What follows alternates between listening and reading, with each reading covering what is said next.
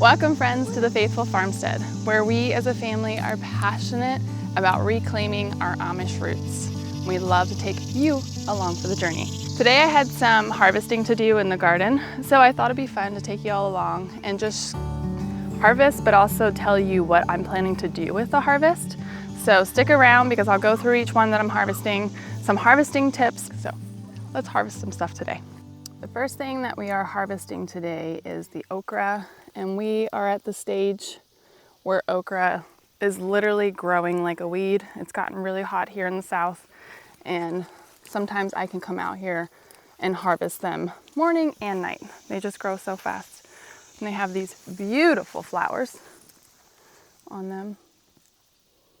So let's harvest some okra. Okra is one of those things that you can harvest at different stages, and it's best to kind of find your preference and also what you're using okra for. So if we are, this is maybe kind of an in-between size. This is a Jing orange okra. It's a new one I'm trying this year and it's really yummy. But you can harvest them young for fresh eating, which is like how we like to do them. More like, this might be kind of on the small side.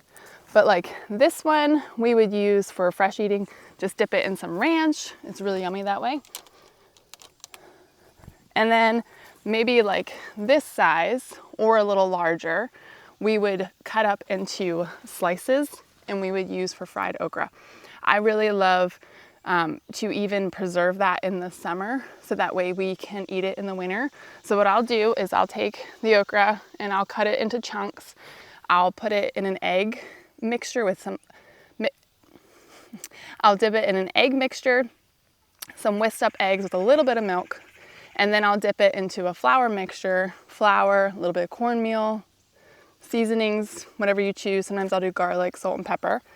And you batter it that way, and we'll fry it right away for a side for dinner, or I'll just flash freeze it on trays in the freezer so they don't stick together, and then I'll put it into a bag. And whenever we're ready to eat that throughout the winter, we just pull it out of the bag, throw it in the frying pan.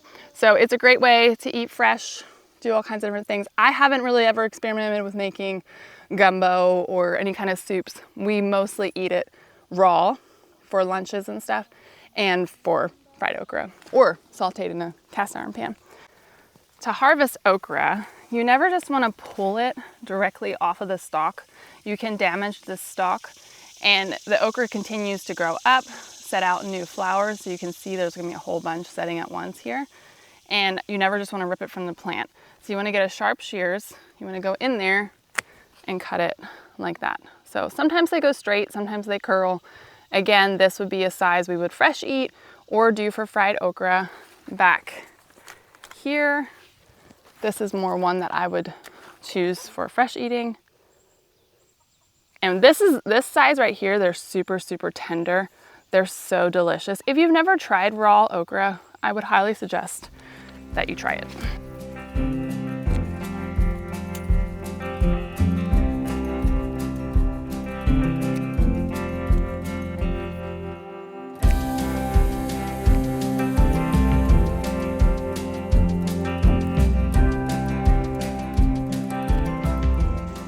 I have 2 rows of okra going this year, and the tomatoes are here, and then I put the okras here.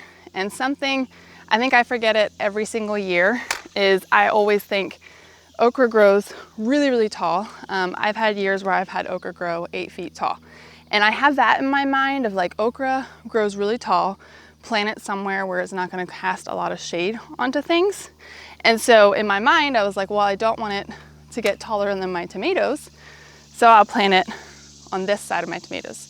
Well, okra grows a lot slower than tomatoes, so I wrote a note in my garden journal to make sure that I put okra on this side, because the tomatoes are actually casting a little bit of shade on these, on both rows, and they are growing a little bit slower because of that. So right now it's like full morning sun, which is nice. But garden journals are great to note for that. So we're gonna go over here to the other row of okra that I have. I think we have around 30 plants of okra this year, and that's gonna be more than plenty for our family to fresh eat, to put up, and to give away. I have a bigger space this year, and even though I said I wouldn't plant all of it, I did. All right, let's harvest this row.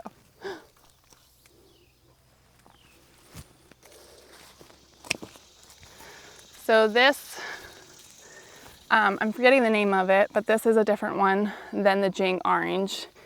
I want to say it's a red burgundy, if I remember right. I don't have a tag out here. I have it written down somewhere. But this is a little bit of a fatter pod. And that's another thing I would recommend with okra, is to experiment what you like. There's so many different varieties out there. And so my husband really likes the Clemson spineless.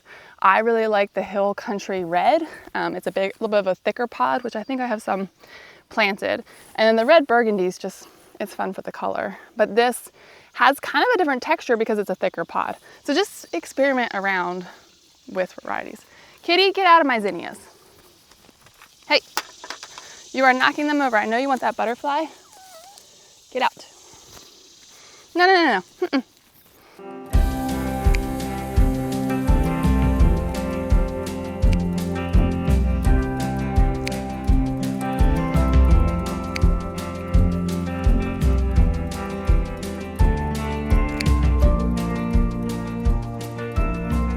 There's the okra harvest for the morning. Again, you can kind of choose how you want to harvest it, what size, but like this one, this is the Hill Country red. And this pod here, I wouldn't eat for fresh eating just because it would be really kind of tough. But for fried okra, you kind of like that crunch. And this one is more of like a short and stubby variety. It doesn't get like real long. So where like this Jing orange will just continue to get long, but it'll stay kind of smaller in diameter. So play around with varieties. Isn't that a fun little basket? All right, up next was jalapenos. So hot peppers. So in this bed here, this is a bed from Viega, and it was super easy to put together. We have a video about that.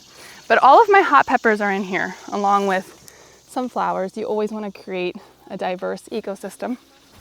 And these little ones here, some of them are, well, I might let them go a little bit. I think they're supposed to be, I've never grown these before. Is this ready yet? Hold on, we'll get to cucumbers. I'm gonna have to look that up. I've never grown these before, and I forget the name of them, but I know they turn red and orange, so we'll let those. And then these are some big red Jim hot peppers, so they're obviously not ready yet. And then we have jalapenos. So with jalapenos, I try to harvest them pretty regularly so they continue to set fruit. Like this one down here, if you let them sit too long, they start to turn red, and I want to pick them before that. I don't want this plant to think that it has made seed and that it is done producing jalapenos. So there's not a ton on here, but like I'm gonna harvest some of these, and obviously like that one that's turning red, that's all the bigger it's gonna get. So we wanna harvest that, and then some of these green ones here. And I'm just gonna stick them in my fridge in a paper bag until I am ready to do cowboy candy.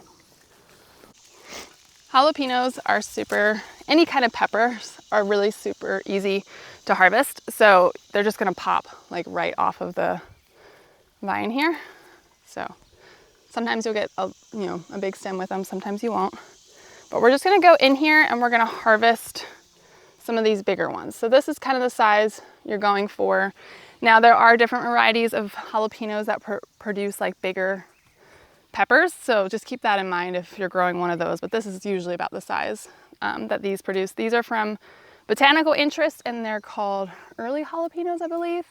I've grown them for years. They grow super easy, super fast, and they're really prolific. So I like them. What we do with jalapenos mostly is we can cowboy candy. And it is like a sweet and spicy pepper mixture.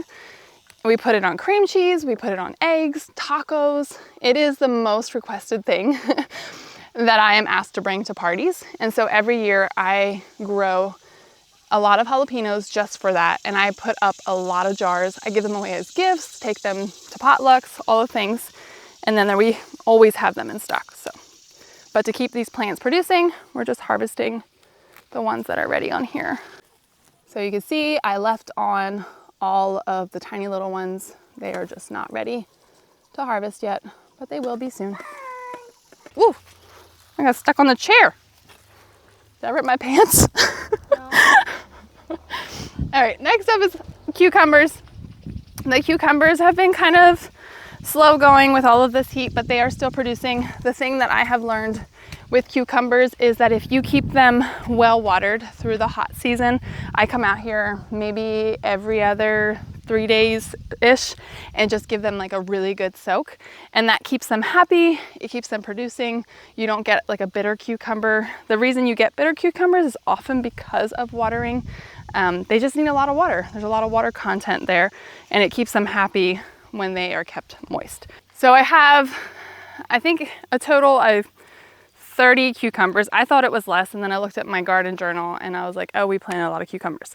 So we have a whole bunch here. This is the Armenian cucumber over there. We have one side of the trellis over there planted. Rachel has some of hers back in there. So let's start over here. This is a variety called Bait Alpha. I think that's how you say it. They don't get real big, but that's too small. These plants are looking a little sickly, but they're still producing, so I just let them go. It just is what it is. Okay, down here's one. Now with cucumbers, you can either pull them off. I tell my kids to twist them until they come off. That way they don't break the vines. But this one is actually a little big for that because you see how it's kind of chunky. Is there any over there, honey? Ouch. Was there? I think there was another one over here. I thought I saw it down there. So these are just those tiny little cucumbers. That one I'm gonna let go a little bit longer. But we've really enjoyed them. So not too much, but I know there's some on the Armenian side here. Hold on, Carson. Let's look in this Armenian side first. With the Armenian cucumbers, they can get really big, really fast. I don't see any on this side, but you saw one on that side? Yeah. We're gonna have a ton here soon. I mean, there's just so many buds. Yeah, I don't know. All right, let's go on this side. And I get that one to eat. Ooh, I see it. Okay, hold on. Let me show. So the Armenian cucumbers can get rather large, but I like to pick them when they're about that big. And these have a pretty hefty, I can't even get it in there. A pretty hefty stalk, you can see right there. So I always use a shears to cut these. But I mean, this plant is just loaded. And this is why I like the Armenians, because they produce like crazy, even in the heat. There is a daggum squash bug though. I know you're not really supposed to squish these things because apparently if you squish them, it sends like a smell to alert other ones, but yeah, I don't follow rules. Very good. So we got one off of there, and let's talk about what I do with cucumbers. So cucumbers, what I will often do with cucumbers is I will do pickle relish. That's always the first thing I do. We go through a lot of pickle relish. I like pickle relish mixed in with chicken salad, deviled eggs, of course, burgers, hot dogs, that. But that's also something I take along to parties throughout the year. So I always do a double batch. Is the camera overheating? Okay, we're just gonna move to the shade because even the camera doesn't like the heat. All right, as I was saying, pickle relish. If you want any of these recipes, feel free to leave a comment and I will try to get that to you. But we've done pickle relish already this year. I have tons of pickles from last year, so we're not doing pickles anymore. So really it's all just fresh eating at this point, but we eat a lot of fresh veggies around here. So we'll go through them pretty quick, and then any excess we'll just give to friends and family. The other thing that I'm gonna do today is tomatoes. I'm not harvesting them now, but I will this afternoon when it's the peak of the day. Tomatoes like to be harvested then. They're sweeter. They're just so delicious picked at the peak of the day. But you can see cherry tomatoes are all gonna be turning red soon. And those I kind of let go because we will eat those fresh in the garden as we're out here. But we have just so many tomatoes right now. Now this afternoon, I'll come pick some ones that are kind of blushing pretty hard. Like this one I might leave, but this one back here I might pick. We have critters around here, and the more red they get and juicy they get, the more tasty they are to the critters as well. So I like to pick them when they start to blush. Like that one I might let go. But like these over here, these early girls, I'll pick them and just let them continue to ripen on my counter. It won't change the flavor. They'll still change colors and stuff, but there's just so many green ones. I mean, so many tomatoes. And that's that row.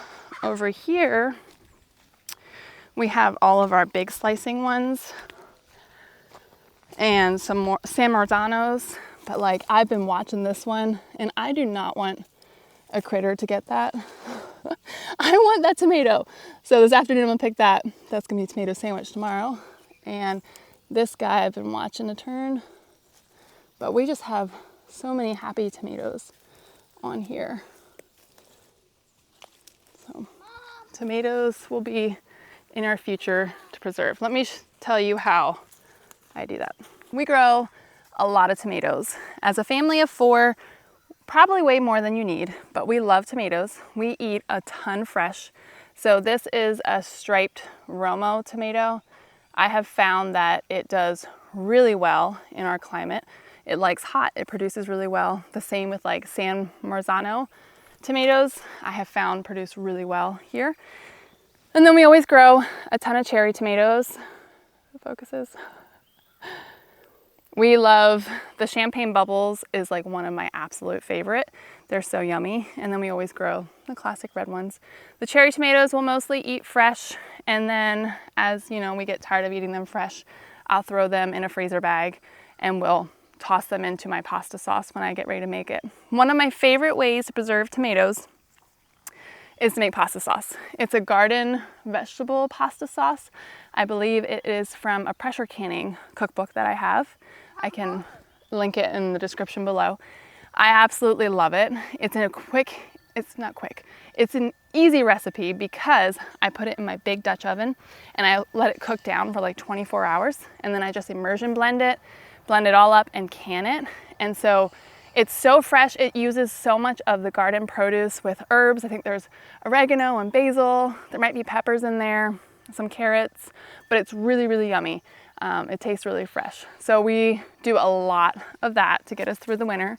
And then I always do diced tomatoes. I'll peel the skins off of the tomatoes and blend them down, dry them, blend them down into like a tomato powder that we put in mac and cheese, on top of eggs, on top of pizza, anywhere that you want to add like a tomato flavor. I love dried tomato powder. I'm really uncomfortable right here, but I'm trying to hide from the sun. What else do we do with tomatoes? We do salsa. We don't do a ton of it, probably because I haven't found a recipe that I really, really love yet.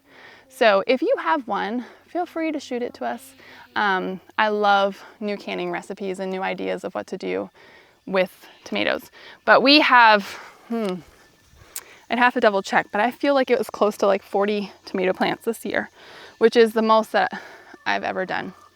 And they're all growing really great. I've taken kind of a relaxed approach to gardening this year just because I didn't know what to expect. And I haven't pruned my tomatoes as heavily as I normally would, but they're still healthy. They're still producing a ton of food. So it just shows me that plants want to grow, and sometimes we overcomplicate it. I actually almost think that my tomatoes are healthier this year by not pruning them a lot, which I wonder if there is probably some science behind that, because I feel like if you're continually cutting a plant, maybe you're opening it up to disease, and I've just kind of let them go. That's the other big thing that we're going to harvest today. It's getting hot. Okay, friends, my plants are starting to droop. I'm starting to droop, but I wanted to come take you along with me on my little morning harvest. This is like the first thing I usually do in the morning is just come assess. Some mornings are harvesting, some mornings are tying up tomatoes or, you know, maintenance in the garden. Today was a harvest day. And so we got a nice little harvest basket. So thanks for joining me. I would love to know all of your gardening tricks, what's working this year for you, what's not. Let's share in our joys and our disappointments together. Until next time.